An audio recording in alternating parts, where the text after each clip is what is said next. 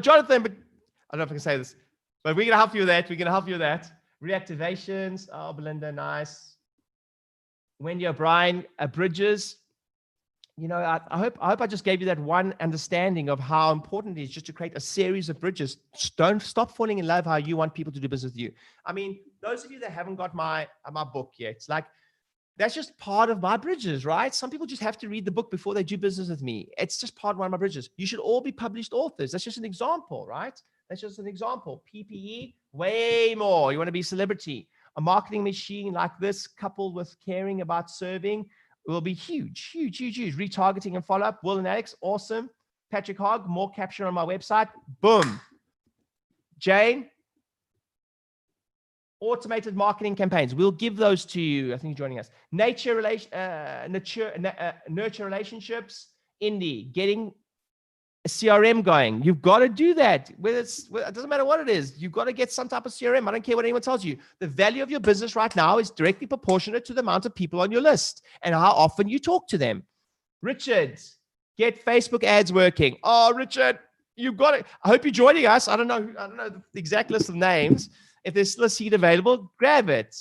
Jeff, turn leads. Jeff, you're in a circle group, so you'll get that. Don't worry. The phenomenal energy of the group support, Peter and Cindy, it's huge, right? Oh, Richard, you have joined us. That's awesome. That's awesome. That's awesome. 3 reports now live on website. Awesome. And here's the thing, Filippo, follow those things up. Let's hear from some of the other attendees. If you scroll down, let's have a look at the names there. Let's have a look at the names. Cool. So Claire, Claudia, Dave Elliott. Give us some idea. What are you guys going to implement? Izzy and Benny, what are you going to implement? Jason, what are you going to implement? Jason Ma, Cubs, what are you going to implement? I'm one of those irritating coaches that doesn't let you get away with it. Do something, type something, do anything, type something. Reactivations. Awesome, awesome, awesome. Richard. Awesome, awesome. Liz, bridges, more. You've got to have bridges. It's not about you. It's about giving people an opportunity to work with you in some way, shape, or form that makes it what works for them. Reactivation, now live. I love it. I love it, love it, love it. I mean, in the circle group, you get a whole file of that now this week as we are learning. Pixel. Brian, I appreciate that. You being our mentor. Multiple touches. Oliver, hugely important. Claire, I want to use the bounce back loan. Okay. And I'm going to teach you. Claire, you've just given us a gift. You've just given us a gift. So Claire said, I want to get a bounce back loan. So listen to this, guys. So that I can go from thanks, Jeff. No one gives as much heart and content as Ryan. I appreciate that. And his team. I appreciate that. Gail, reactivation list, hidden pages. But go up. Who said that? Sorry, who said that again? I just want to go up a little bit. Okay, listen up. Go up. Who said? Go down again. Down. Oh, there we go. Claire. So Claire said, I want to use the available finance out there to go from being a operator to be a business owner. So being an operator to a business owner. Please write this down. The definition, please write this down. It'll change some of your lives. The definition of the business is a profit-making enterprise that works without you. The definition of a business is a profit-making enterprise that works without you. That's the definition of a business. Profit-making enterprise that works without you. So to go from, here's what nobody teaches you, to go from a subcontractor or somebody that's working in the business to out the business, I've got good news and bad news. The good news is it's totally doable. I've done it multiple times over. The bad news is you take a pay cut to do it. A 6-figure pay cut, by the way. So to go from operator to business owner, you take a 6-figure pay cut. No one will teach you that. I was the lowest paid person in my business for a long time. I'm the last person to get paid a lot of times. Although, you know, the analogy of there's a point in your business where you should always pay yourself first, but bigger businesses, you know, you're the last person to get paid. So But actually, there is a great book called Profit First, which will help you guys with that structure. But to go from a operating business to a profit generating activity or business that doesn't rely on you, you're going to have to invest. So what Claire's given us the gift of there is understanding that you can do that, but you have to build a business and you have to have a marketing machine to do that. That takes time and that takes commitment to get that in. Okay. It takes a lot of time and commitment to do that in some way, shape, or form. So you have to start thinking about that now. You know, how do you shift the business into such a way that it's not reliant on you? But having said that, I'm going to share my screen with you quickly here, and then let's do my iPad. And then I just want to quickly teach you one little process, and then we'll go into a Q&A, and then I'll finish up with this. So here's what I want to teach you with this process. I think for a lot of you, that is an option. So those of you that haven't heard of Robert Kiyosaki's cash flow quadrant, it looks a little bit like this. Okay, cool. It's employed, that stands for employed, self-employed, business owner, and investor. Cool. Please write this down. 80% of the planet, this is Robert Kiyosaki's cash flow quadrant, 80% of the planet lives here, but they only control 20% of the world's wealth. They control 20% of the world's wealth. On the other hand of the quadrant, if you will, we have in business owner, profit-making enterprise that works without you, and investor, you invest your money and it works for you. You don't work for money, money works for you. We have 20% of the world's population live there. And they conversely control what percent of the world's wealth? 80% of the world's wealth. Cool. Now, this is the only thing I'd say, because I've worked so closely with so many chiropractors and practitioners, is the hardest thing you'll ever do is go, I'll tell you the truth, is go from there to there. That's the hardest thing you'll ever do. It's doable. I've done it many times, but it's one of the hardest things you'll ever do is go from there to there. Sometimes, and for most people on this call, we've already helped them do that. For a lot of help. Sometimes what I recommend is not doing that for some of you who make lots of cash. Sometimes what you want to be doing is going from self-employed. Some of you who know you are on this call have recently purchased 2 properties that are like this. And again, there's long-term thinking, but sometimes it's better to go from self-employed to investor as opposed to go from self-employed to business owner first. You can skip straight from there to there, which means if you have a highly, what did John Demartini say, right? He was generating a lot of cash, and then what he did, he put that in investments in some way, shape, or form. So here's the truth. I will definitely get hate for this. Okay. Here's the truth. Every single self-employed person on the planet, whether they admit it or not, eventually one day wakes up and goes, "Jeepers, is this it?" Everyone. Even if you love the thing you do, you don't want to be tied to you don't want to have to do it. You don't want to have to do it. Everyone does it. Everybody wakes up one day and goes, "Heck, is this it? Is this another 25 years? Is this all it's going to be?" And if you are able to remove yourself from the business, great. If you're not, there is another way. Because if you physically have to do all the working for the rest of your life, you need to find a way to make sure to move people into to move your potential earnings into another avenue, which is to be an investor in some way, shape, or form. So I highly recommend you do that. And then many courses you can go, that's not the remit of this thing. And many of you, I help with these with my one-on-one calls. I'll often help you guys with that stuff too. But you absolutely need to be thinking about this, because most people just don't think long-term enough. Where are you going to be? Where are you going to be in 20 years? If you change all your thinking to where you're going to be in 20 years, you'll run your business completely differently. If you change all your business activity to where you're going to be in 20 years time or in 10 years time at the minimum, and you should go read this book called Traction, and it teaches about how you should have a 1-year plan, a 3-year plan, and a 10-year plan by Gino Wickman. And some of you going 10 years, I don't know where I'm going to be in 10 years, but the point is you're thinking about where you're going to be in 10 years, which is the most important thing. So you should absolutely have a 1-year plan, a 3-year plan, okay, and a 10-year plan in some way, shape, or form. So you know exactly where you're going. And guess what? Every quarter, the 1-year plan doesn't change every quarter, but the 3-year plan and the 10-year plan can change every quarter. You're like, how's that possible? But would you find something out in this quarter that you realize, oh, that's not going to be achievable, or that's going to be achievable? Often it doesn't change. Sometimes it does change. It's important that you at least do it. That's important that you at least do it, right? Cool. So let's dive into. I just want to do a little Q&A here with a few people who have made this work in their practice, and let's find out a little bit about what they've done. So, Belinda, are you there? Are you here?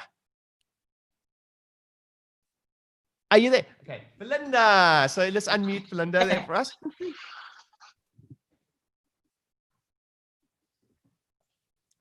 Hi. Yeah, I'm here. Hold on. I can't hear you. Can you hear me? It might be my side. Just wait. Can everyone else hear Belinda? Yeah. Okay. Cool. It's just me. Wait. They'll sort my audio out here. Cool.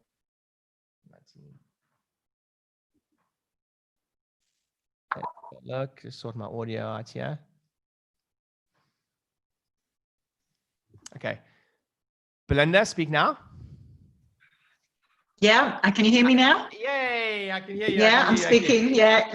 Awesome. Listen, everybody, please give Belinda a huge wave. A huge wave. If you're joining us in the webinar attendees, please put your hand up and say hi, Belinda. Let me see your hands. Let me see your hands. Where are you? Awesome. So Belinda's the absolute rock star. So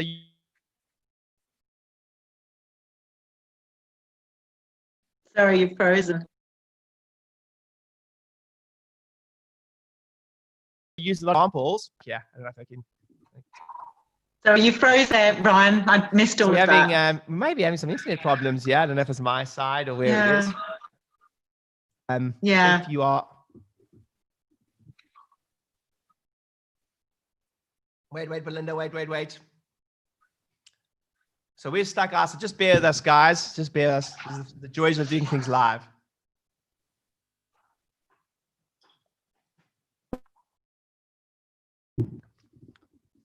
Joys of doing things live.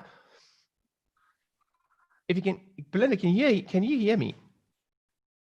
I can hear you fine. Yeah, really good. Can you guys see me? Yeah. Can you see me? Yeah, but you're frozen. We can see you and hear you. But you're frozen. Yeah.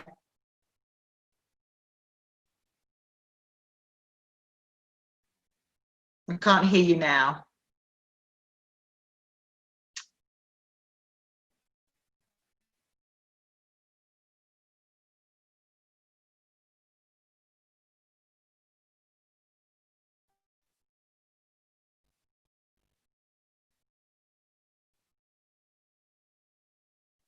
Sorry, guys, bear with us. We'll be back with you very shortly. What's the problem today? Do something.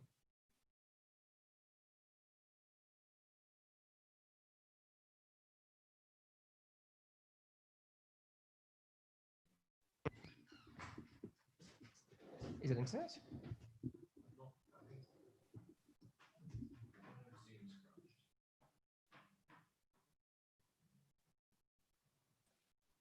Bear with us, team. They'll get it sorted. They've got the main man Jack on the go in there.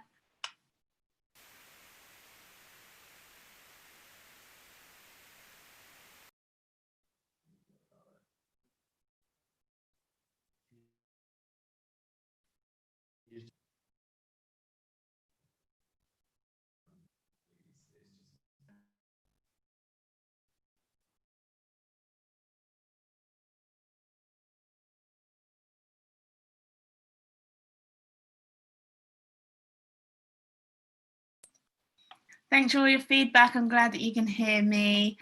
Who's excited for Les Brown? I'm so excited. I'm going to try and stay cool. He's absolute legend, and we're very excited to be speaking with him. Thanks, Inner Circle members. No, I'm not a singer, and you guys know that. I'm a dancer, but I'm not going to dance for you. We will be back with you all very shortly. It's always fun when this type of stuff happens, hey?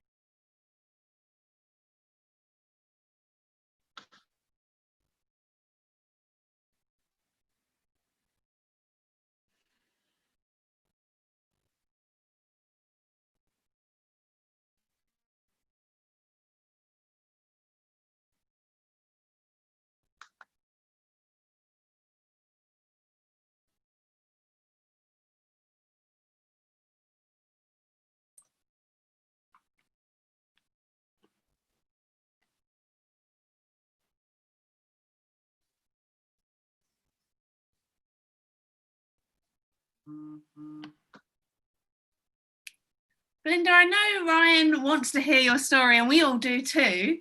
So whilst we're waiting for Ryan to come back with us, would you be happy to share? Yeah, certainly. Yeah, absolutely.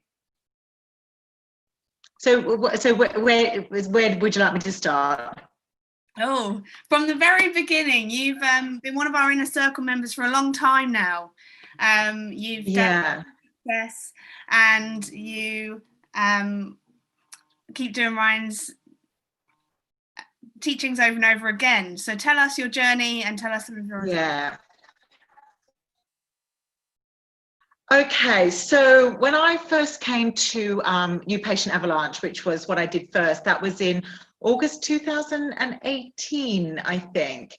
And I was at an all-time low practice-wise. I'd been distracted for a number of years because of a GCC hearing, so which kind of consumed my every waking moment. And as a result, the practice went downhill quite quickly over that period of time. So I needed to do something quite drastic. So I decided to sign up to Ryan's New Patient Avalanche after a free webinar. And it was absolutely the best decision that I made. So I decided if I was going to invest in something, actually the investment was incredibly small, I was going to implement. You know, if Ryan advised to do something, then we would implement. Now, I've never done a spinal screening. I'd never really done a Facebook ad. I'd never done an in-house Facebook Eventbrite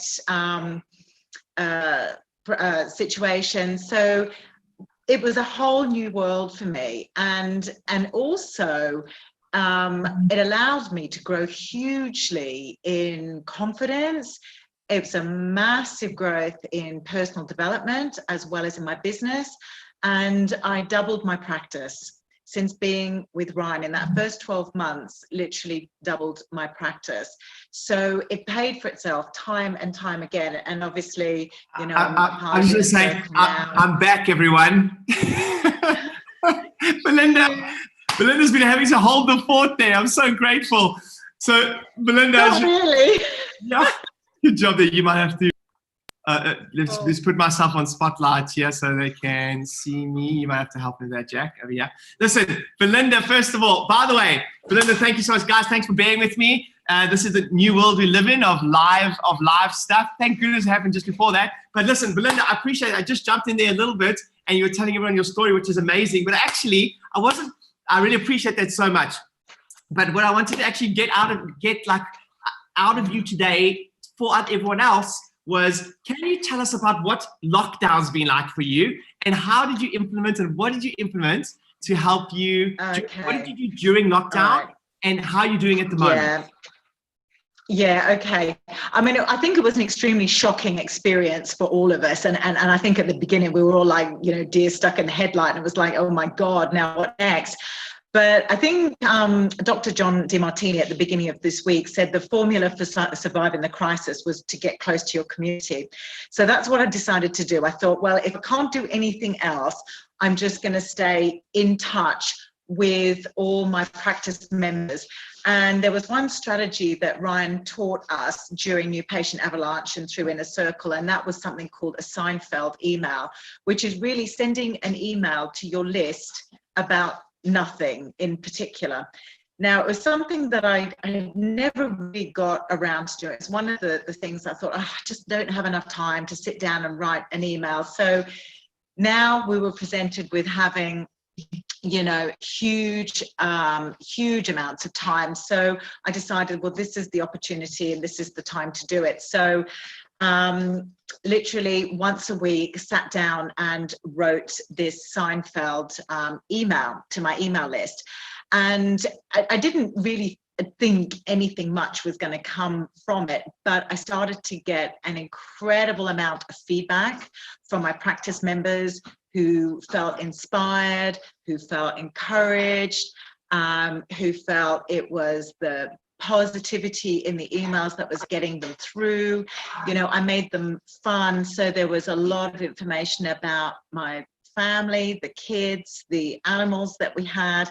And we just kind of created some characters in those emails that people became very endeared to and started to really look forward to the email the following week. So what I've tried to do is stick to it on a weekly basis so that every Friday night, and sometime, I mean, last night I was up till 1:30, that they would be expecting the email that sometime that weekend. So that's what I did. And I think that was one of the best things that I could have done during lockdown, was just to keep that level of cohesion and connection with our practice members, so they didn't feel like they'd just been forgotten. And then when we reopened, it was like, okay guys, I'm here, come on in. It was like, no, I'm here for you all along.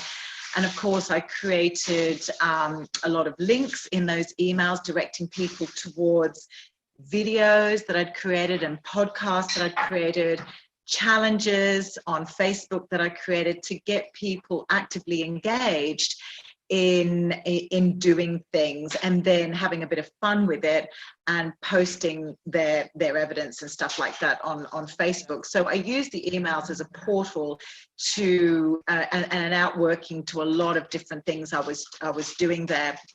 So that's worked really well, and as a result of that, I'm going to be keeping that up on an ongoing basis. But what it's done is make the whole reactivation thing an awful lot easier. Now, during the time, I've also picked up the phone a lot. I call people personally. Yeah. I've sent a lot of texts to people, and it's okay to do that because I've already been in touch with them the whole time. It's not just getting in touch with them after not speaking with them or communicating with them for 3 weeks and it feeling weird. It's like, oh yeah, just checking in with you when you're coming in for that adjustment. And actually what I'm finding is most people are finding their way back on their own. Oh, awesome. So that was really big. Belinda? Yeah. Can I ask you a question quickly? Yeah. Can you tell everyone just quickly, what was your, when it came to like the Facebook ad you were doing, because you implemented you did a telephone consultation. Okay, so all our practices are shut, right? Yeah. We can't practice. And then Belinda, you implemented a telephone strategy. Is that right? Yeah. So I decided to jump on board with that because, new patients is going to be essential. It's an ongoing thing anyway. But I thought, the other thing to reach out to the community and just to do more is to give them the opportunity of being able to call into somebody as no one else around was doing it, and to and just having somebody to talk to and some reassurance there. So that's what we did. We did the Facebook ad. I do the done for you service with Dan and Alex. Do you remember any of your stats? Do you remember how many new patients you got? Yeah. I can give you the stats. So today, and Dan might be able to correct me if I've gone astray here with one or two of them, but I've had 22 telehealth leads. So that was leads from Facebook. Yeah. I had 18 book for the call. Yeah. I had one that didn't show up for the call, which was interesting because I did make sure that I confirmed them.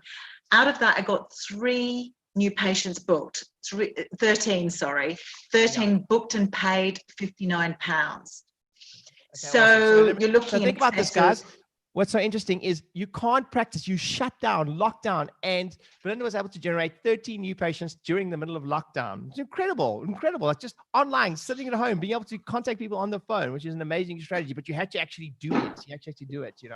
So it was very good. Listen, I just want to ask you, if there's one thing now, because I know you got a couple other ads, but one piece of advice you'd give to anybody coming out of lockdown now, starting their practice up from scratch again, what would you say the things that's been like the biggest highest return on investment has been for you right now during this period? Well, I think the 2 big things is, first of all, start emailing your list regularly. Absolute no-brainer. And then I think the telehealth calls are something that we might do on an ongoing basis. Really? I might even look, and I spoke to one of my CAs already about potentially them doing it. So, which then makes that initial assessment so much easier, and will cut down on a lot of time there as well. So it's just another bridge, if you like. Cool. So, they've had contact with the CA, they've done so yeah, definitely. And I think the conversion into that new patient visit it seems to be much better. it's when going to they've be had much the higher opportunity because to talk about it first. it is, yeah, because the more hoops you add prior to that process of somebody you asking Yeah. somebody for their service, the higher it's going to be. But listen, Belinda, you're an absolute rock Yeah. star. You know, I'm one of your biggest fans, and I'm so proud of you for doubling your practice. That's amazing. By the way, just so you guys know, Belinda doesn't often talk about this, but Belinda is building a very, very, very, very substantial, let's say, investment arm to her family's future, etc., because she's been able to get her practice to the level that it is. And I just want to commend you and honor you. You're an absolute rock star. Can you all give Wendy a big round of applause? Wendy, thank you so much for sharing with us. We really appreciate you, and I'm sure that you and other people reached out to you for any help. No, absolutely not. Awesome. Thanks, Wendy. Awesome. So listen, sorry, Belinda. I'm saying Wendy, Belinda. So Belinda, thank you so much. Listen, I just wanted to quickly, without further ado, just wanted to say thanks all for being here. We have, it's been a great honor for me to work with you for the entire week. And the gentleman that is we're blessed enough to have share with us in just a few moments has been a real hero of mine for many, many years.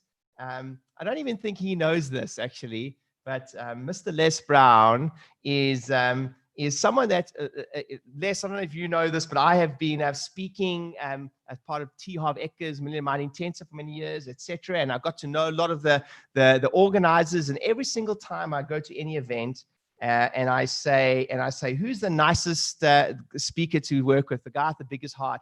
Everybody always says Mr. Les Brown. So, ladies and gentlemen, without any further ado, please help me. If you just do a virtual round of applause for a living legend and an amazing human being, Mr. Les Brown. Mr. Les, how are you?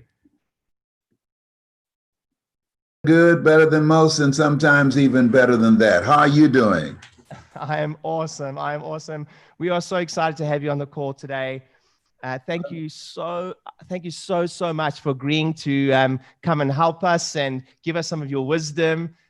Prior to this, I actually posted, I believe it was your Georgia Dome speech. And so everyone is excited. Excited is an understatement to just learn from you and just hear you a bit today. And I'm just, as I say, so grateful for you to come on board. So thank you so much. Well, first of all, I want to thank you for giving me the opportunity to talk to your tribe. And congratulations to all of you who see the value now more than ever of investing in yourself and looking for ways to take your life personally and professionally to the next level. We're living in a very different time. I'm 75 years old. As of February 17th, I celebrated my 75th birthday. I've seen a lot of things, but I have never seen anything like this. I've been calling my daughter downstairs. I said, baby, have I been dreaming? She said, no, it's no dream, it's real. I said, oh my God, I can't believe this. Oh my goodness. So this is real. So she told me that I'm not going to wake up and it was a bad dream. And I was watching too much television about 2 weeks ago and I sneezed. And before I knew it, I ran downstairs and said, wait a minute, that's my sneeze. But I came back upstairs and still sprayed some Lysol in the room. I got to get everything. So I'd like to share with you some thoughts around what it is that people who are winning now, what they're doing. And it says, people say that opportunity knocks on every door. And I don't agree with that entirely. I believe that opportunity stands by silently waiting for you to recognize it. We are in a cocoon right now. And no matter how fast a caterpillar runs, it's got a lot of legs, it cannot outrun and it cannot fly like a butterfly. And so to get to that level of being able to fly like you want to do in terms of soaring to new heights in terms of your life personally and professionally, it requires that you do some work. You know, my favorite book says, commit thy works unto the Lord and thy thoughts shall be established in all thy ways. acknowledge him and he shall direct thy path. And so I don't know you, but here's what I know about you based upon my own experience. You have something special. You have greatness in you. And when you realize and recognize that, it's very important that you have a strategy to reinforce that, because things happen to us before the year is out. Statistics indicate things will happen personally to us or to people that we care about. And so one of the first things that's very important is fortify your mind. I think that you should create a ritual, if you're not doing it already, to fortify your mind. When I get up in the morning, number one, I have a scripture that I always say, all things work together for good for those who love God and for those who are called according to his purpose. And then I have an affirmation, which is, Lord, whatever I face today, together, you and I can handle it. Lord, whatever I face today, together, you and I can handle it. And then I review the agenda for my life, the things that I'm going to do today. Most people just want to get through the day. I have a goal and objective of getting things out of the day. And so I want you to think about where you are right now and look beyond this moment where we are and make a commitment, if you have not already, to be dramatically different coming out of this time than going in, that you have a dramatic transformation, because it's required. We're in a new space we have never been before. And so you have to ask yourself, how do you see your life after this place where we are? It has not come to stay, it has come to pass. I was listening to the young lady who talking about the things that she implemented based upon what she learned that Ryan shared with her, and that took her practice to the other level. And so all of us have moments in our lives that we have to begin to upgrade the kind of input that we receive, the strategies that we explore, to begin to move ourselves to that next level. But look at yourself, look at your goals, and whatever goals that you set for yourself, I'm encouraging you to raise the bar. Why, Les? Well, I'm going to share with you why I'm raising the bar. I always ask audiences when I speak to them, how many of you know if you had your life to live over again, you could have done more than what you've done thus far? And I raise my hand, and most people raise their hands.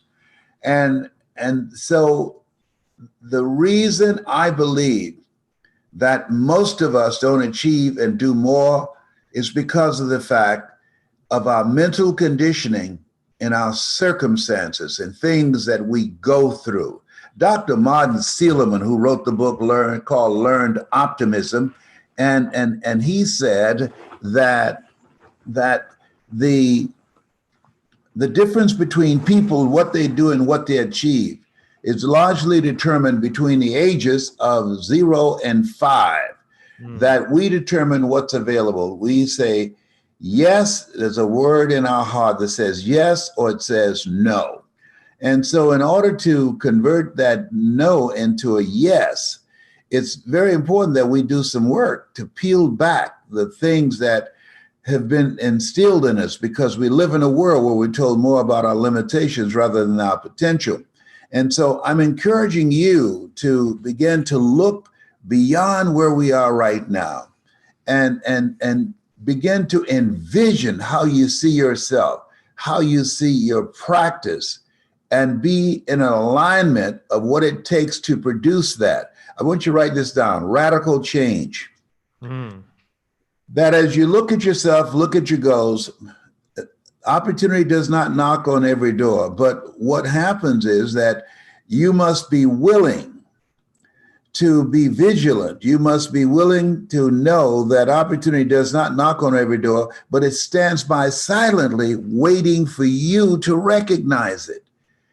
Out of this period where we are right now, that I see as a cocoon, new techniques and strategies, marketing methods and techniques, expanded visions, new opportunities of all types. I remember the first time when I had injured myself, and I went to a few doctors, and they wanted to put me on some addictive medication, and I said no. And I went to talk to this chiropractor, first time that had ever been an experience of mine. And I was a state legislator at the time in Columbus, Ohio. And this gentleman had a passion for his work unlike I'd ever seen before. And the reason I went to him, someone told me about him, and he had been in a car accident, and traditional medicine did not help him. And he went to a chiropractor, and they did not expect him to go back to work. And he did go back to work without the complications that he had initially. But most importantly, he was free of pain from an adjustment that was made. And I said, "That you got to be kidding me." And I was in excruciating pain. And the way that happened, I was driving in an area, and a neighborhood residential area, and I saw this older lady, and she was trying to pull up the base of a swing that her granddaughter had been using. And so I circled around and came back. I said, "Hey, ma'am, I'll come help you." So she said, "You will?" I said, "Yes, ma'am." So I came over, and she had already dug part of it up, the dirt that was on top of it, and I pulled that base up, and she said, "What a man." So with those words of encouragement, I didn't try and get the dirt off the other bricks. I went over like I'm Superman. Here I come to save the day. Mighty Mouse, he's on his way.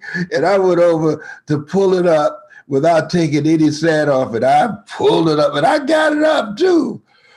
And then I went back to my car, and when I got home, I couldn't get out the car. I said, "Oh my God."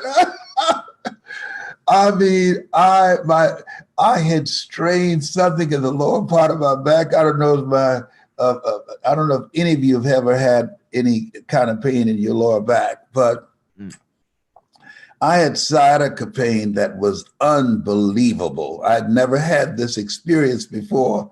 And so I thought I could defeat this pain by mind over matter. And sciatica said, "You don't know me like that. You gonna need some help." So I sat there for a moment, and I said, "I feel this pain, but it's mind over matter." I put my one leg out, and I got out slowly, and then I just pushed myself up through the pain, and I let out a scream, "Wow!" My kids came running out, "Daddy, what's wrong?" I said, "I don't know." So I went to this gentleman, and I was all bent over. Boy, but when he got through with me, I walked out and no pain. I said, "Whoa, my God, this is unbelievable. No pills."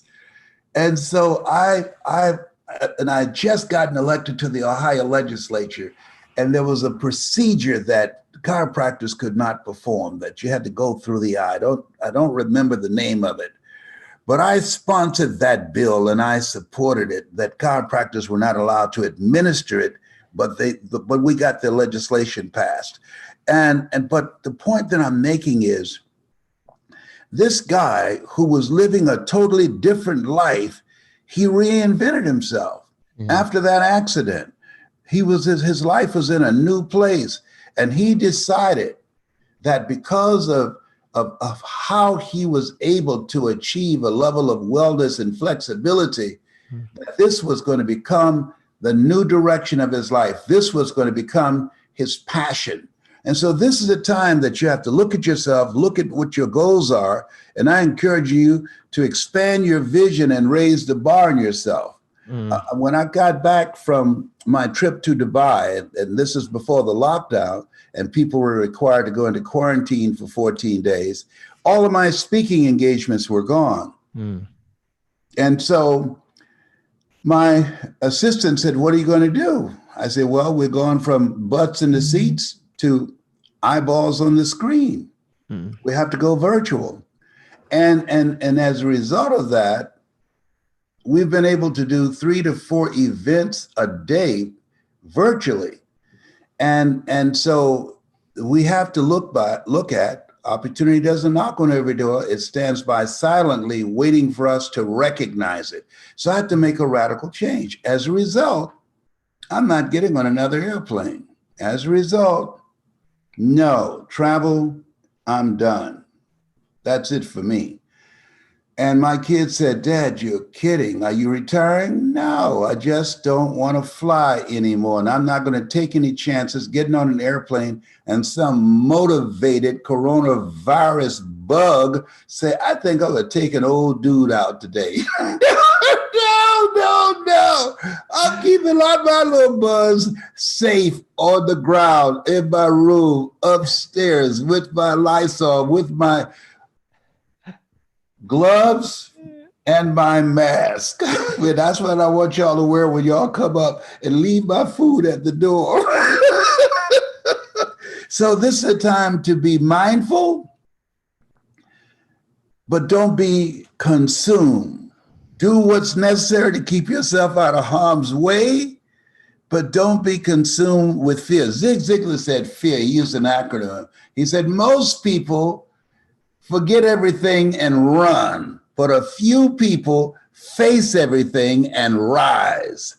And so this is a time you make a radical change in your life to rise to that next level and doing what it is you're doing now, investing in yourself and engaging other strategies and techniques that will allow you to grow personally and professionally. Einstein said, "The thinking that has brought me this far has created some problems that this thinking can't solve." The next thing is, as you look at yourself, look at your goals and dreams, develop a ritual that's good for you, that works for you. I get up in the morning, I have a ritual that I practice. One, I listen to a lot of motivational messages in the morning. But the other thing that I do that's very important to me, I have a gratitude list. I write down 7 things that I'm grateful for.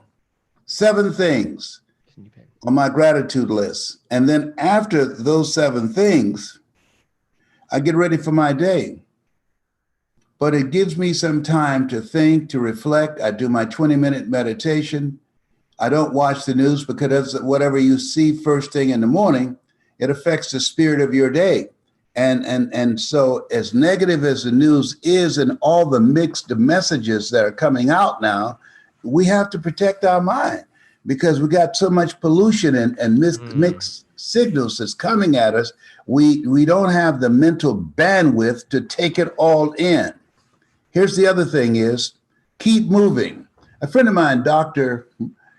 Stacy N.C. Grant, one of my mentees. I train speakers at this point in my life. I've been doing this for 51 years. And she wrote a book called Action, Action, Despite the Distractions. And this is a time that a lot of people are distracted and focusing and looking at the statistics and looking at all the things that are going on right now and stopping and taking in all the negativity and being consumed by the fear. God has not given us a spirit of fear, but of power and of love and a sound mind. And so this is the time to be actively engaged to do exactly what you're doing, learning the techniques, the strategies, and everything that you can get from Ryan that will allow you to expand and to grow your practice and expand your vision of what's possible. When I think about my life, there's no way that I would be here were it not for someone like Ryan. I was labeled educable mentally retarded when I was in the 5th grade and put back from the 5th grade to the 4th grade, failed again when I was in 8th grade. I have no college training. I was born in a poor section of Miami, Florida called Liberty City, an abandoned building on the floor with my twin brother. We were laughing on the phone this morning. He says, "I look like your father. You look like you are not 75, but I look like I could play Santa Claus." I said, "I know." I said, "You know what, Wesley, You need to get some help, my brother. Just because we're 75, we don't have to look 75. Come on. This is this is show business. People see you before they hear you.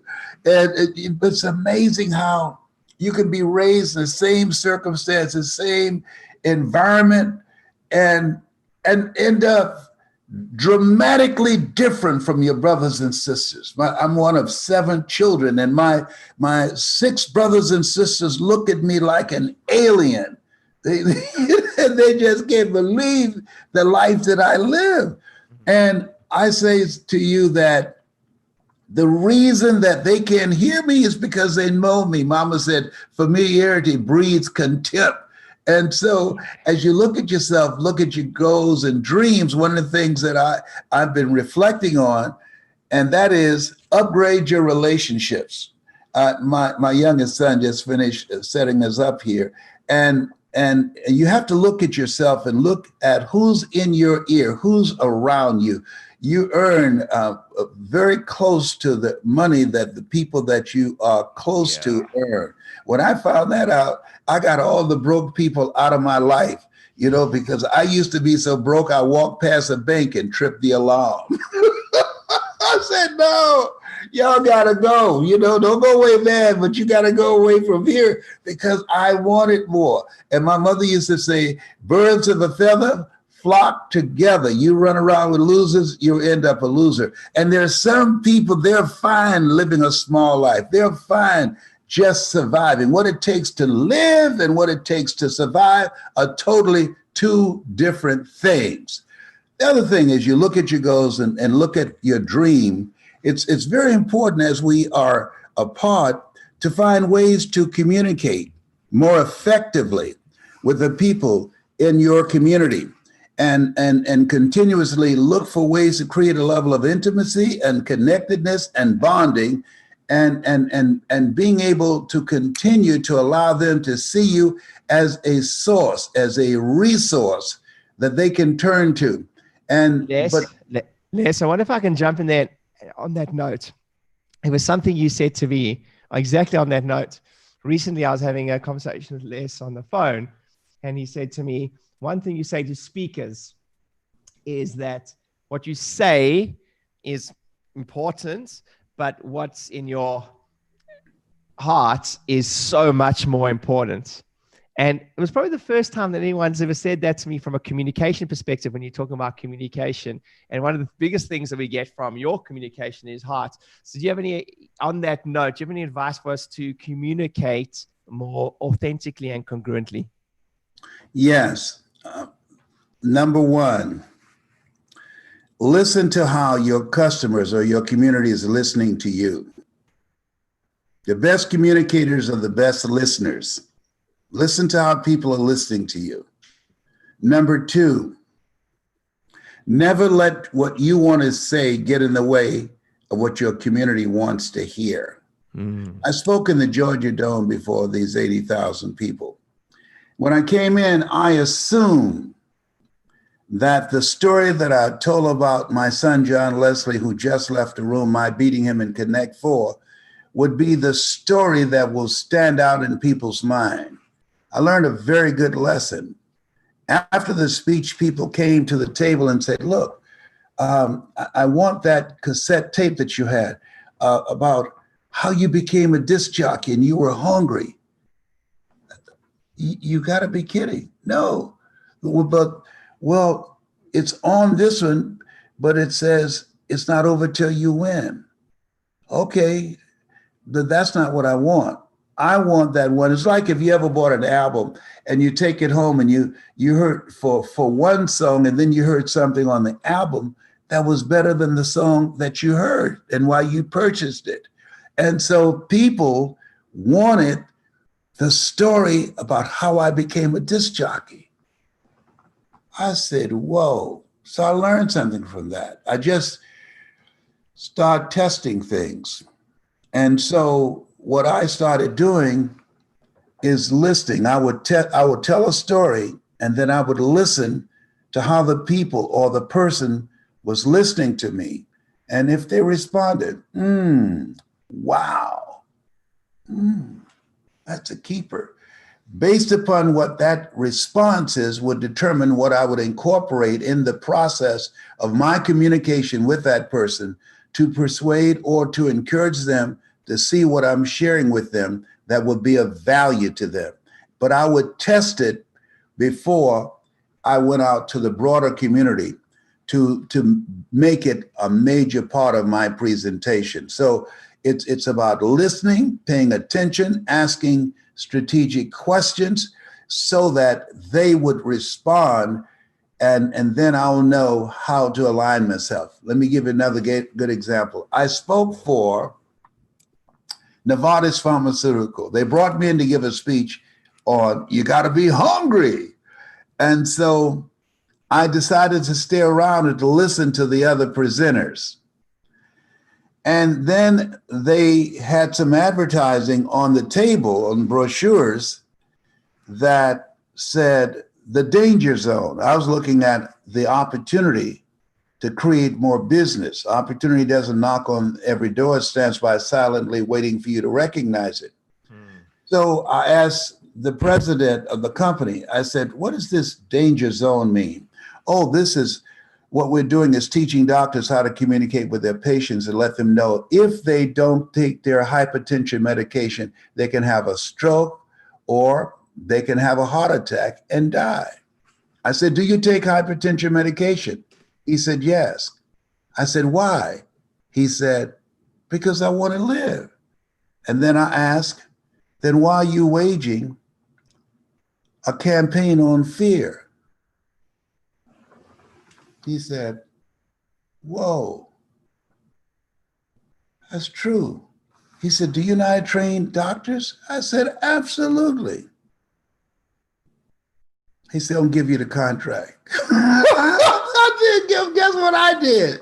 I went, I called my doctor. I called a few other doctors that I had been communicating with. I'm overcoming 4th stage cancer, have been for 27 years. And I put together training, and they offered me how much they would pay me for it and asked me, would that be okay? Guess what they asked me? We'd like for you to speak in 35 cities. We can pay you $640,000. That's Monday through Thursday, 16 engagements. I said, you gotta be kidding. He said, okay, we can add another $20,000. I was saying you gotta be kidding out of disbelief. I didn't want to say anything right away because I done spoken unknown tongues. Tie the yellow bow tie, tie the yellow bow tie. Oh my God. And he said, okay, $660,000. I said, all right. This is our first time expanding in this area with training.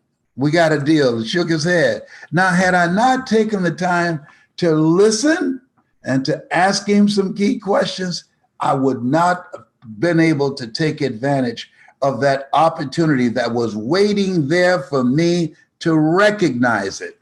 And I went on to train for other pharmaceutical companies, the same thing, teaching doctors how to communicate with their patients. And I interviewed a variety of doctors to find out. Ryan, I want to ask you a question. Yes, Are you there? Yes, sir. Why do you think patients are compliant when a doctor prescribes a medication? What is it about that experience that will cause that patient to say, I think I'm going to take the medication? What do you think it is?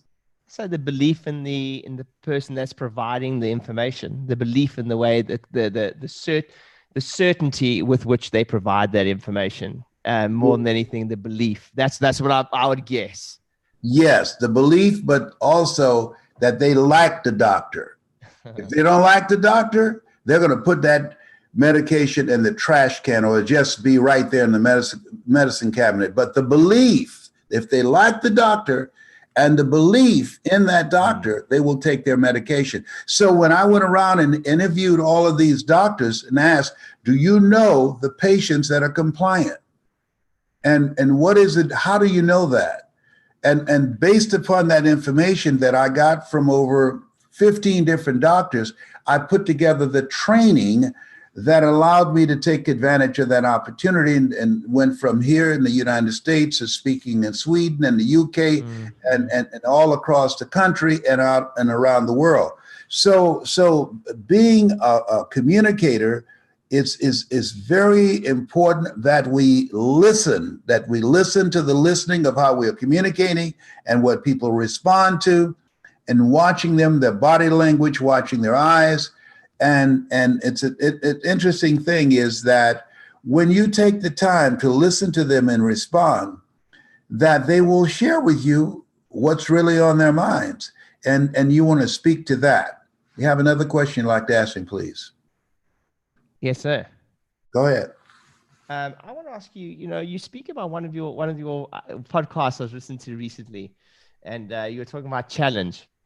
And you gave, the reason I wanted to bring this up was, right now, there's many people on the planet going through challenges, changes happening with their businesses, things that they've had to pivot, they've had to do all sorts of things. And one of the analogies you gave was the caterpillar to butterfly analogy, and how the challenge was part of the process. But I'd love you to expand on that a little bit, and how we could use that analogy in our lives right now, because I guess sometimes we can feel a little bit sorry for ourselves. It doesn't matter who you are. You're going through a challenging time.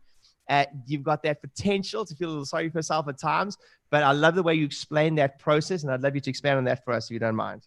Well, when you're the butterfly, when he goes from the caterpillar, he's not in there watching ABC or CBS or CNN, constant negative news. He's in there working with all those little legs. He's got to sew these little legs together to create a feather so he can soar and fly like, what's his name? I believe I could fly. You know who I'm talking about. Yeah. Like he used to do, but he's not flying right now. Okay, R. Kelly. No. And so he's working, and this is the time that you put in the work that will take you to that next level. And that's what the people on this call are on. There's some people who should be on this call and they're not. The people that's on this call, Ryan, trust me on this. They are hungry. The people that's on this call, they believe always strive to get on top in life because it's the bottom that's overcrowded. The people that are on this call, they think like I think. Take no prisoners and eat the wounded. When I came into this industry, my goal was not to be a speaker. My goal was to be the speaker. And so when you have that kind of mindset, you have a mindset of expectation. And the best illustration I can give you of that, my oldest son, we went for a walk. And I wanted to just share with him what I was feeling about him and observing him in my heart. And I said, Calvin, do you want to be successful? My namesake. And he said, yes. I said, come on, son, let's continue to walk. And after about 10 minutes, I stopped him again. I said, do you expect to be successful? He got up in his face. And he just looked at me. And he didn't answer right away. Why? Want shows up in conversation. Expectation shows up in behavior. And so he knew. He's a single father of 2 children. He knew. I took him to Miami-Dade Community College. He went through the front door and went out the back door. He knew. He said, oh, Dad, I don't want to go to school right now. I just need to set out for a year. He knew what I've done.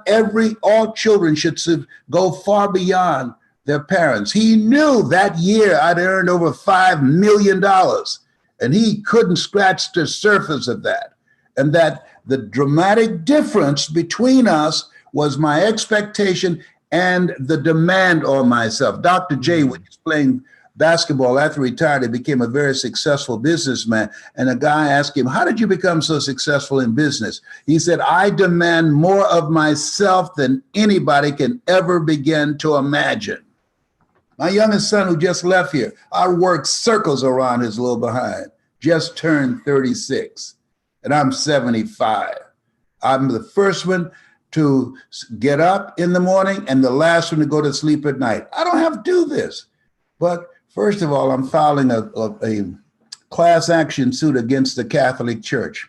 I got 5 boys and 5 girls. The rhythm method does not work. I've got rhythm, but the rhythm method does not work. Could you feel a brother up in here, up in here? Okay, I got 5 boys, 5 girls, 15 grandchildren, and 4 grandsons. So a good man leaves a legacy for his children, for his children's children. So I'm building a legacy. And so the requirements that you put on yourself to move your practice, regardless, we can't control what happens in life.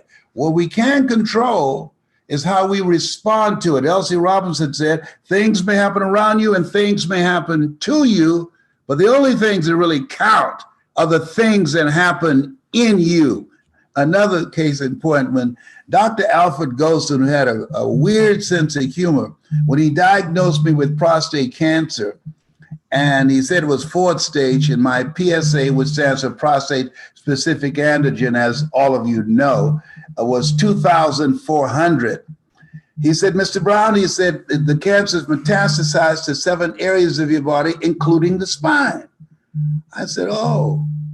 I said, did you say 7? He said, yes. I said, wow. Did you hear me? I said, yeah, you said 7, right? He said, yes. Why are you smiling? Man, 7 is my lucky number. I was born February the 17th. I'm one of 7 children. Joshua marched around the walls of Jericho 7 times. Naaman dipped himself in the river Jordan 7 times. He looked at his nurse and said, he's strange. So I said, can you give me a second opinion? He said, yes, and you're ugly too. I said, you didn't just call me ugly, did you? He said, yes, I did. I said, oh my God, then you are crazy. And then he got serious and said, but you got this.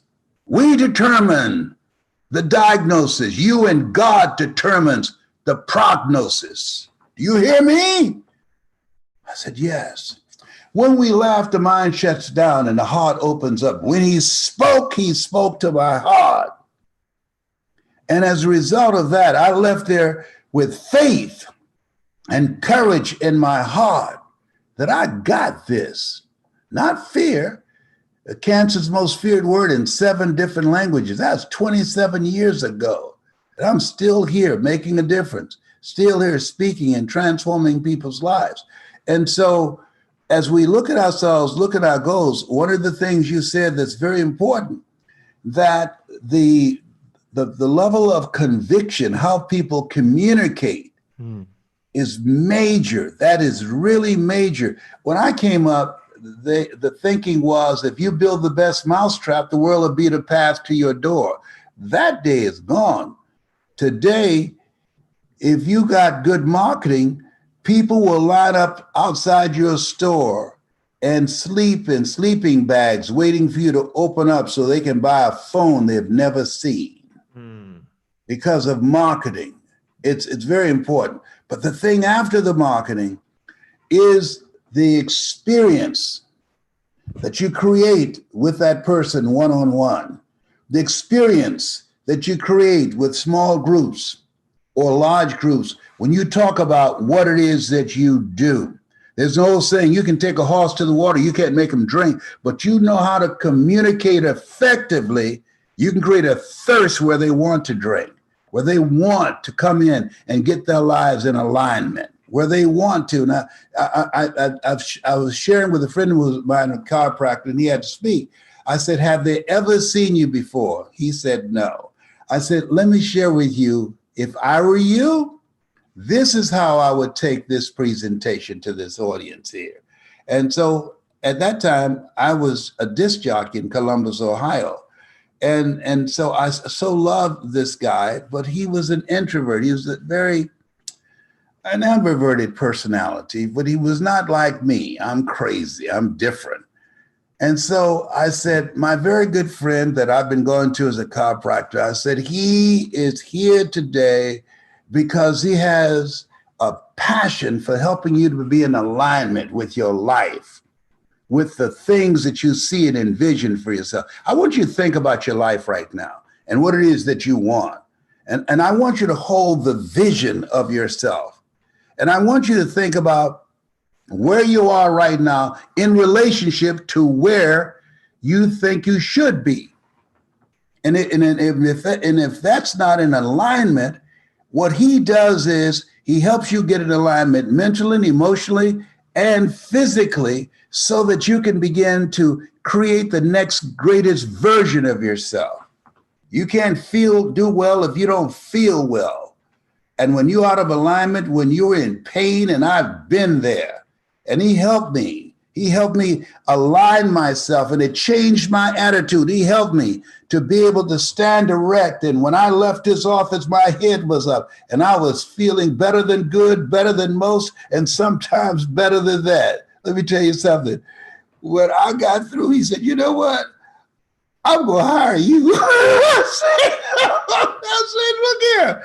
You got me so fired up. I mean, let me tell you, I was in such pain. Sciatica pain is something else. It's a trip all by itself. I've dealt with cancer pain, but sciatica, that's a whole different other animal. And he alleviated that, did an adjustment with me. Oh my goodness. I looked at his hand to see if he had a ring on. I was ready to marry him. Oh, behave. So anyhow, what's your next question? Actually, it's okay. I wouldn't mind. I would if it's okay. By the way, give me a hand up in the group, or whether if you're learning a lot from Les. You learning a lot? Oh, thank you. Les, I'd love to ask if it's okay if we open up to just a one or two questions from the group, and Absolutely.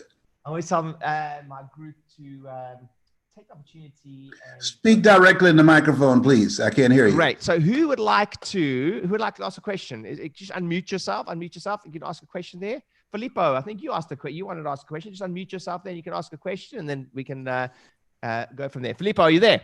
Yeah, I'm here. Can you hear me? Cool. Filippo, Awesome. how are you? I'm good. Les, it's so good to talk to you personally. So thank you very much for all your wisdom. Thank you, sir. I have a question for you. So you talked about wanting success and expecting success. So what is one tip that you can give me to everybody? How do you go from wanting to expecting? You go from wanting to expecting. Remember I said wanting is lip service, but expecting shows up in behavior. It's how you conduct yourself. Somebody say, well, I want to lose weight, but they haven't changed their eating habits. They're not exercising. So wanting is not an active force in their lives. But when you expect to lose weight, you make a radical change in your behavior, because you have to be in alignment with that level of expectation, with the actions that you take, changing your diet, exercising, minimizing stress in your life, and getting proper sleep. You do research, and you create a different environment for yourself. So that's the primary difference. It's about how you show up, the things that you do, the strategies that you implement. That's what expectation shows you. That tells you this person is serious. Does that make sense? Awesome. Yeah. So action. Yes, indeed. Awesome. Thank you very much. Thanks, Les. You're quite welcome. Yes, sir. Cool. Who's got another question? Let's take one more question. I want to be respectful of Les's time. So last question. I'm fine. I'm here to serve you, Ryan. I'm here to serve you. I'm fine. Okay, good. Thanks, Les. Thanks. Who's that? Tom, go for it. Oh. Is that Tom? Tom Ola? Yeah, I'm here. Yeah. Can you hear me? Okay, great. Go for it, my friend. Ask the question. Go for it. Les, thank you very much for sharing your time. I really appreciate that. I've obviously absorbed your stuff for many years, but you talk about something where you were sleeping in the building that you were working in and telling people how to become successful in their life before you were successful yourself. And I suppose, could you share with myself and for everybody else on the call, maybe some stuff that we can be doing to really bring ourselves up to that level of frequency to be able to embody the thing that we're trying to achieve, I suppose, before it's actually manifested? I kept a vision of where I was going, what I wanted to achieve. I had a picture of me standing before a large audience in a stadium. I didn't know what stadium it was going to be on. And I saw that every day. And so what I did was, and this is I do with all the goals that I have. My first major goal was to buy my mother a home. I'm here because of two women. One gave me life, the other one gave me love. God took me out of my biological mother's womb and placed me in the heart of my adopted mother. I always say that, like Abraham Lincoln, all that I am and all that I ever hope to be, I owe to my mother. And so I wanted to take care of my mother. If anything happened to her, I wanted her to know I would always be there. And so, but the main thing, I wanted to get this home. And I took a picture of a home that I knew she would love. And so I had that picture, number one, and I was in the Penobscot building, 21st floor in Detroit, Michigan. As I said, 7 is my lucky number. So 3 times 7 is 21. And I had a picture of the home. And I had over the top, I give thanks that I have purchased this home for my mother, fully furnished and everything paid for. On the back of the card, I had Matthew 7:7, ask and it shall be given, seek and you shall find, knock and it shall be opened unto you. So I read that a minimum of 3 times a day. And when I would get up in the morning in the Penobscot building, I had to sleep in the closet because the janitorial staff, they would come in between 1 and 2 o'clock. So I had to go and hide in the closet while they cleaned the offices because you were not allowed to stay in the office. The security said, and they reported me to the owners, this is not an apartment building. And so I hid from the janitorial staff in the closet and I bathed in the sink down the hall. But I always, when I got up in the morning, I looked at that home and it says, I give thanks that I have purchased this home for my mother. It's fully furnished and everything's paid for. And then I turn the card over and I say, ask and it shall be given, seek and ye shall find, knock and it shall be opened. Now I'm going to tell you something I've never talked about publicly. I was dating a young lady who was an ophthalmologist. And so she invited me to lunch. She came down to pick me up at the Penobscot building. And she knew that I was sleeping in my office. And she had me to have lunch with her friend. I just remembered her name, Rosalind. And so Rosalind came and said, how are you doing, Mr. Brown? I said, fine. And so we sat down at the Renaissance. It's a tall building in Detroit. And she said, what kind of work do you do? I said, well, I'm going to become a nationally known motivational speaker and trainer. She said, is that right? Who are you going to speak for? I said, major corporations around the world, AT&T, Procter & Gamble, McDonald's Corporation, General Electric. Look at all these major automobile manufacturers here in Detroit. So she said, well, where'd you get your training? Oh, I don't have any college training. In fact, I think this is going to give me an advantage. When I was in the 5th grade, I was labeled educable mentally retarded and put back from the 5th grade to the 4th grade. And I failed again when I was in the 8th grade. But I think that gives me an advantage. I don't have any college training, but I'm hungry and I'll do a great job. She said, you will, huh? I said, yes. She said, Mildred, can we go to the restroom right now? So Mildred said, yes. So they got up and went to the restroom. They're gone for about 15 minutes. Came back, Mildred's eyes were red. And so Rosalind said, goodbye, Mr. Motivator. You take care here. I said, yes, ma'am. It's a pleasure meeting you. I said, Mildred, why are you crying? What did she say to you? She said, you're suffering from delusions of grandeur. She's a psychiatrist. I said, is that a good thing? She said, hell no. She said, you crazy. So she said, she told me I need to end the relationship with you, that I'm an ophthalmologist and that I'm unevenly yoked. I'm sorry. But have we had any problems? She said, no. Have I asked you for anything? She said, no. But she said, I need to be with somebody that's on my level. At that time, I was furious. But today I look back and I'm so thankful because I took the picture that I had of her, and every morning when I got up on that floor, to myself, first of all, I did not have an inflated tube that you sleep on, those inflated beds. My best friend, Boo, and Larry DeAngie, call him the Italian stallion, they slept on a comforter like. I slept on the hard floor, so every time I moved, I felt it. And every time I'd look at her picture and say, you don't know me. You don't know me. And would you believe 6 weeks later,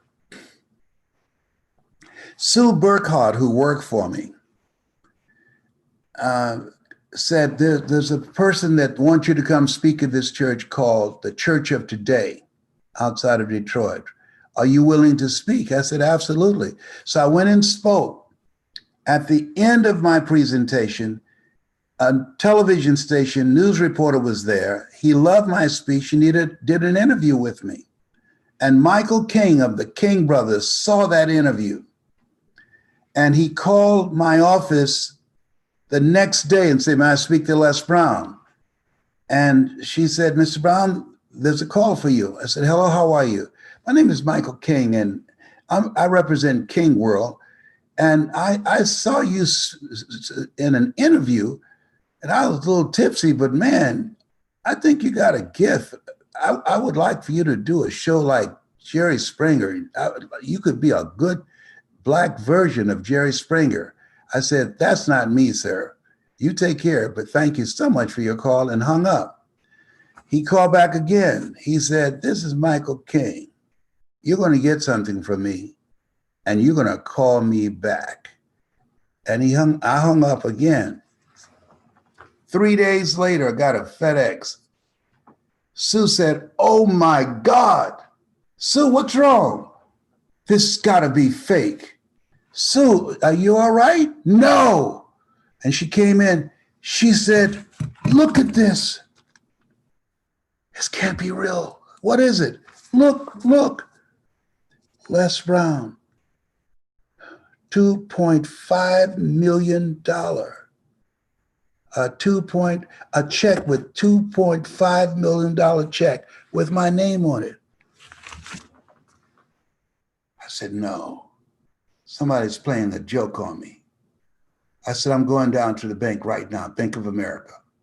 So I told Larry DeAngie, I said, come on, take me down there now. I went there. Hi, my name is Les Brown. I'd like to cash my check, please. But I don't want much of it. I just maybe like $200 or $300 because I didn't want them to think that I was committing fraud. So they looked at it. And the lady said, that's all you want? I said, yes. And fortunately, the check was written on Bank of America. And she gave me $200. I didn't move right away because I would have peed on myself, being honest. I said, oh my God. As a result of that, I called Mildred, invited her down to the Renaissance Hotel. I got some guys, about 4 guys, to get some rose petals. And I had a limousine to pick her up and sprinkle rose petals in her path as she came in. And then I had a guy to escort her up in a white tuxedo. And then they brought her to my table. And I said, order whatever you want. And she sat down and she said, thank you. And as she started eating it, all of a sudden, she dropped down on her knees and said, would you please marry me now? I said, no, I'm not mentally fit for you.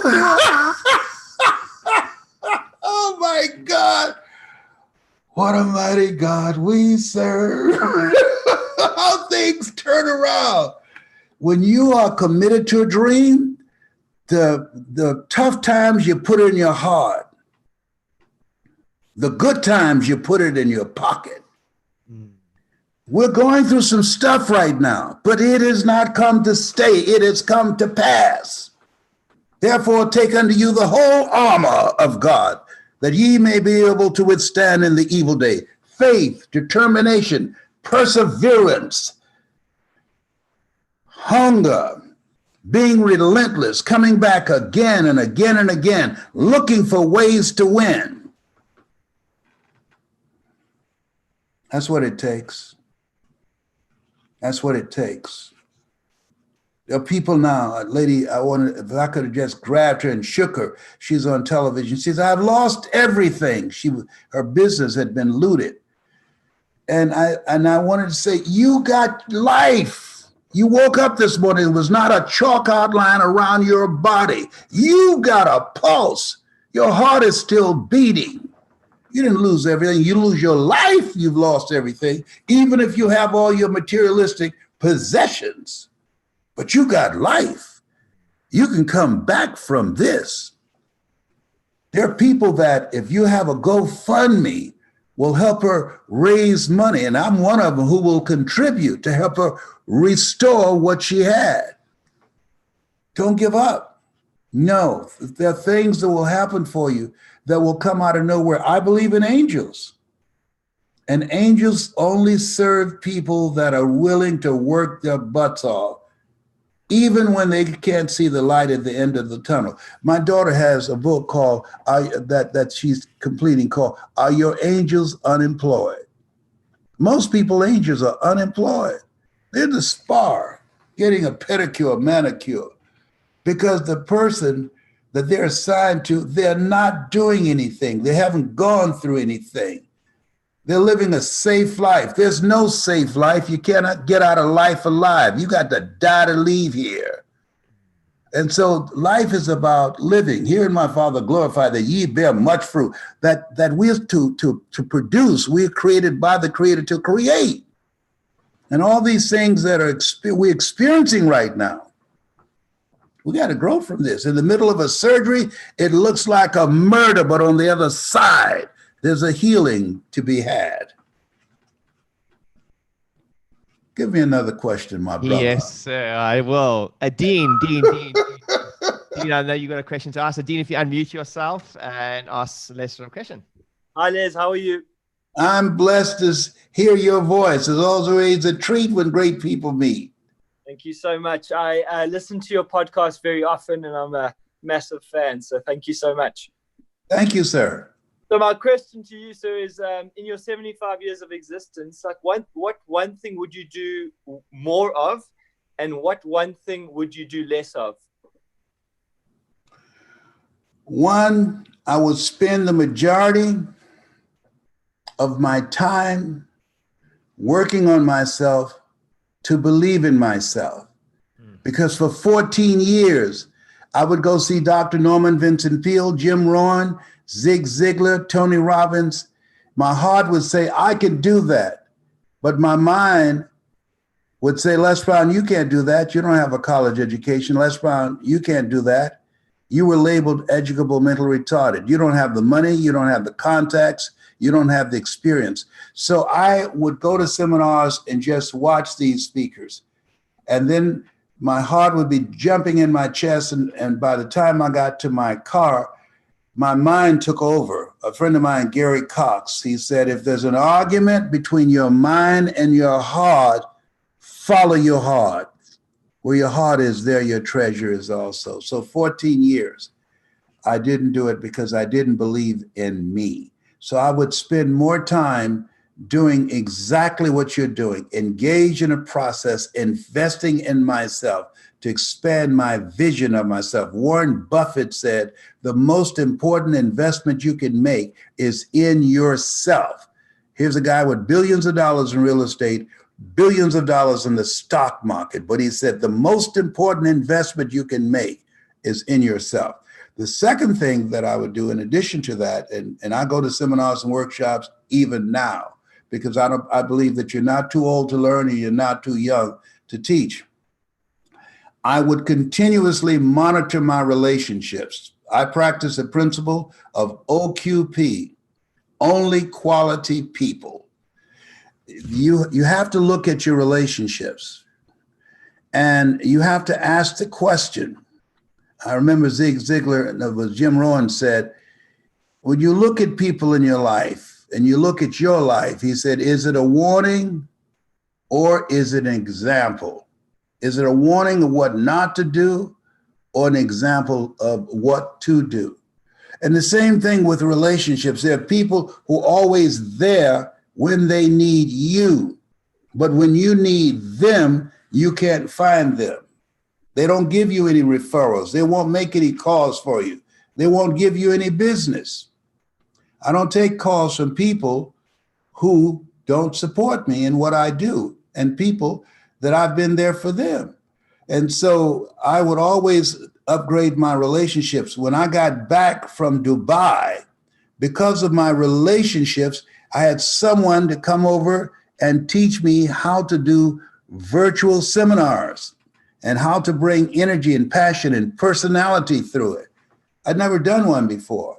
And I thought it would be awkward, but not now, because of what I've learned and because of what I'm doing and because of the relationships that I'm having. And I'm getting a lot of referrals. The average speaker, according to the National Speakers Association, they get around 25 referrals a year for speaking engagement. I get over 3,000 because of my network, because of my relationship capital, over 3,000 referrals a year.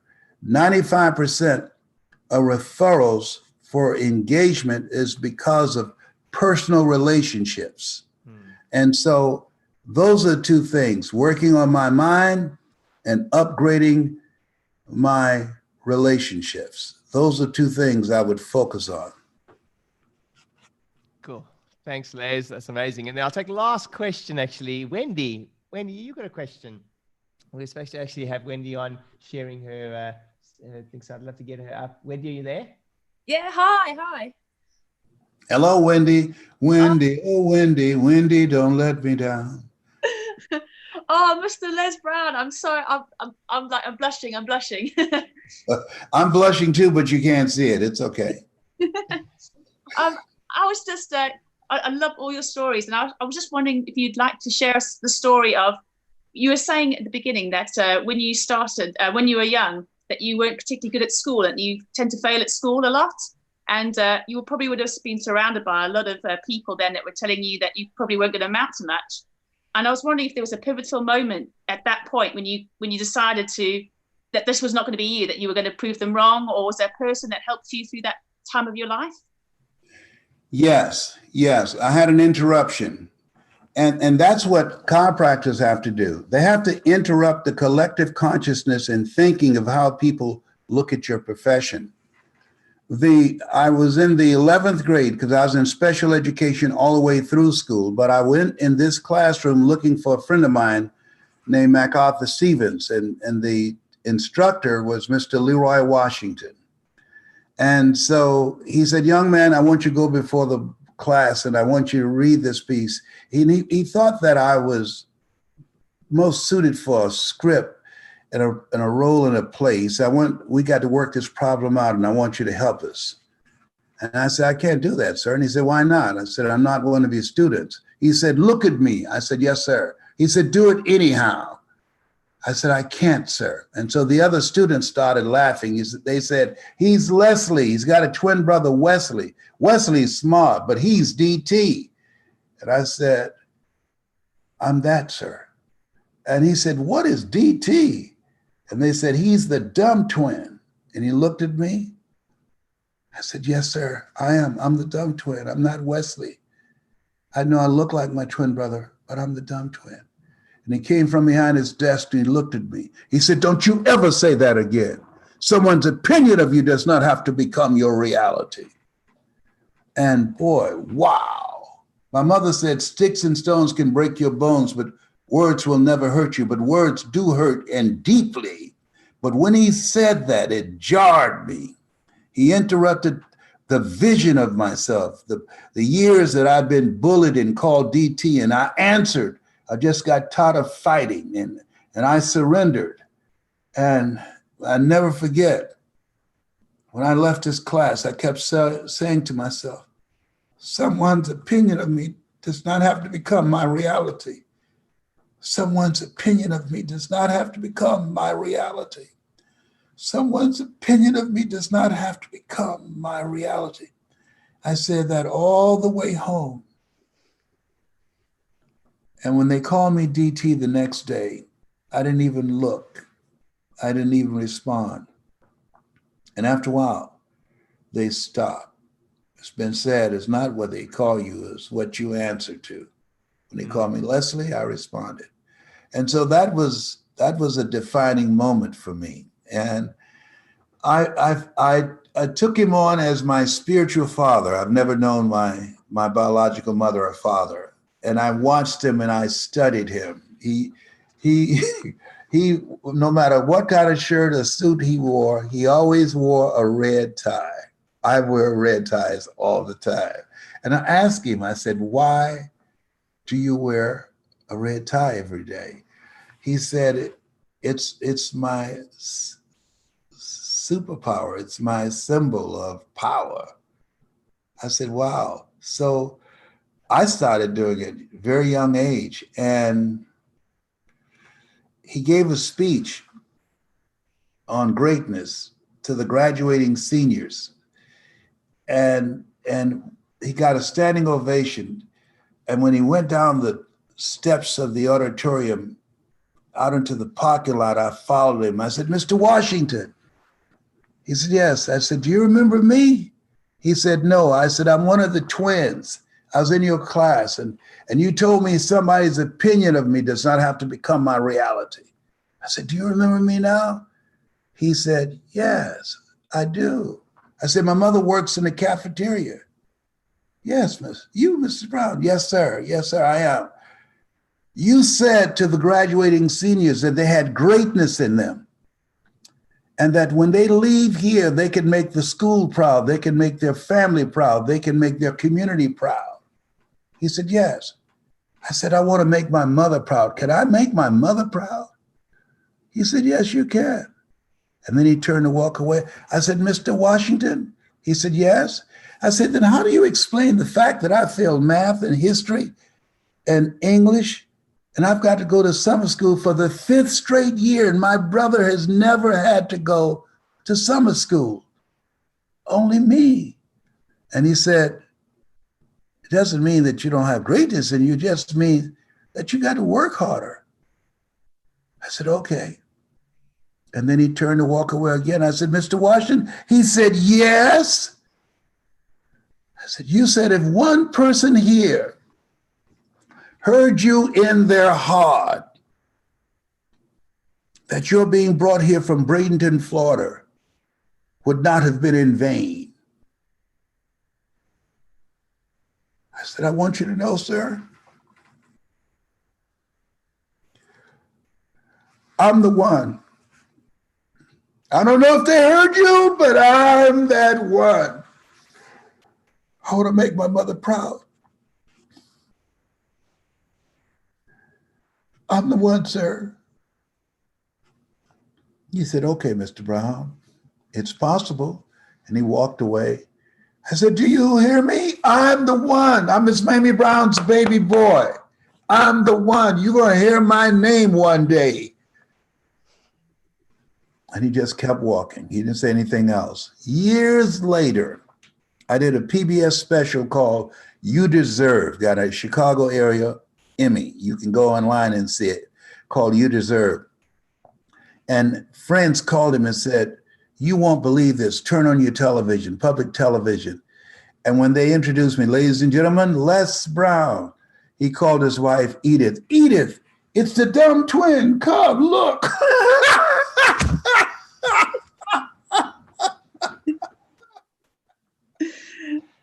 He you say?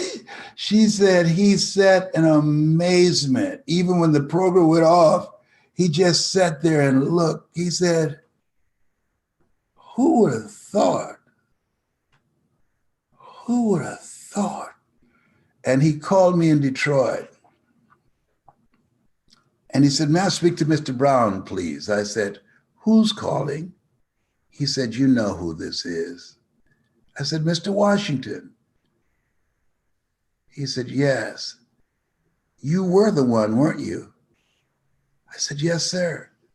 He said, but you were such a crazy kid. I said, I know, but I'm rich now.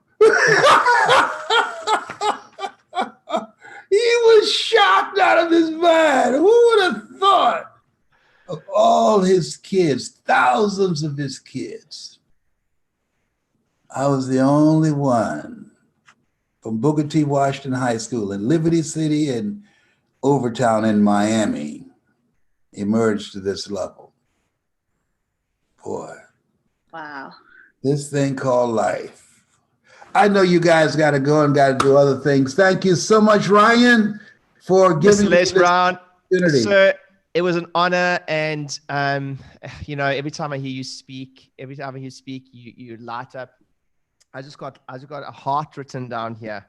And it's not what they call you. It's what you answer to.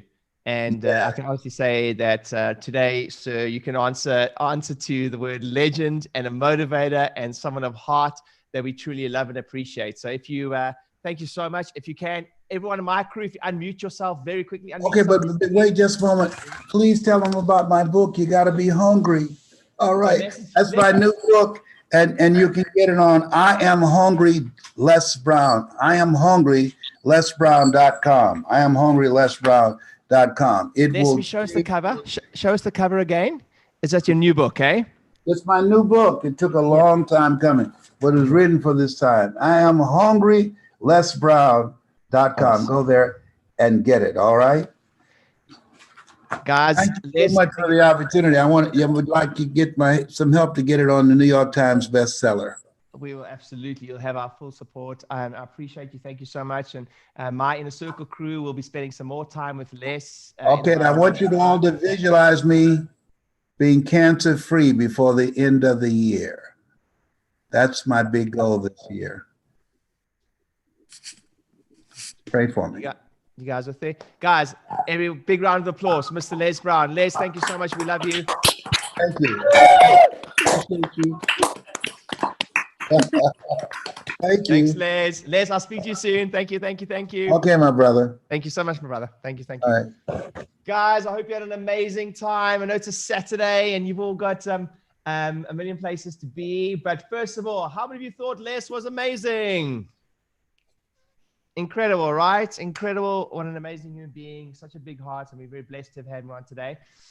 What I'd like to ask you to do is do me a favor. So my crew, if you write down your biggest aha from today's session, those of you that still want to, I don't even know if we've got space available, but please make sure you register. We'll pop that across the screen. They want to work intimately with me and my team, my Facebook guy, our CRM guy, our Fusionsoft, Jack, Dan, you'll work intimately with them. We'll jump on a call together. I believe the one-on-one spot, I'm not sure if there's a one-on-one spot, but if you want to work one-on-one with me, that has to be by the end of this webinar, which means you've got 30 seconds to register, just so you know, and then it's done. So I love and appreciate you guys. I think we're already actually fully booked for the course, but if you register, I'll make sure you get on now. I believe we're already sold out, but if you register now, I'll make sure we make a plan for you right now for the one-on-one call. Guys, I love and appreciate you. Thank you for an incredible week. Thank you for an incredible week.